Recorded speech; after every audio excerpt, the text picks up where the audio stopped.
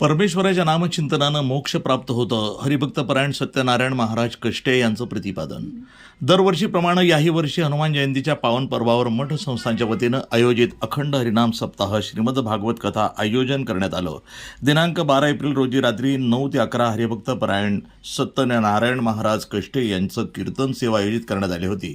यावेळी कीर्तनरूपी सेवेला भावे गावे गीत शुद्ध करून या चित्त या अभंगातील चरणावर कीर्तनाच्या माध्यमातून उपस्थित भाविकांना लोखंड आणि परिचाचं उदाहरण देऊन मानवी जीवनामध्ये परमेश्वराच्या नामस्मरणाचे असणारे महत्त्व, त्यातून आपल्याला मिळणारं आध्यात्मिक सुख, शांती, मोक्ष प्राप्तीकडे मानवाला घेऊन जातो. त्यामुळे प्रत्येकानं आपल्या जीवनामध्ये परमेश्वराच्या नामाचं चिंतन करावं असं मोलाचं प्रतिपादन कीर्तनाच्या माध्यमातून सत्यनारायण महाराज कष्टे यांनी केलं आहे.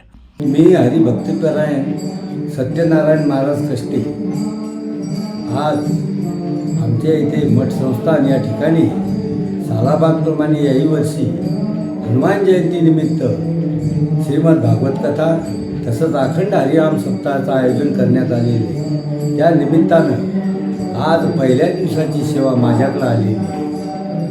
पहिल्या दिवशी वारकरी नियमाप्रमाणे अभंग हा नामपर घ्यावा लागतो. त्या नामपर अभंगात मी भावे गावे गीत शुद्ध करून या चित्त या अभंगाचं निरूपण करत आहे की नामाशिवाय भगवंताचं नाम हे भगवंतापेक्षाही श्रेष्ठ आहे. तुकाराम महाराज म्हणले की तुझ्या नामाचा महिमा तुझं न कळे मेघश्यामा. या न्यायाप्रमाणे आज मी या नामपर अभंगाचं चिंतन करीत आहे. प्रतिनिधी गजानन नरवाडे, मेहकर, बुलढाणा, NTV न्यूज मराठी.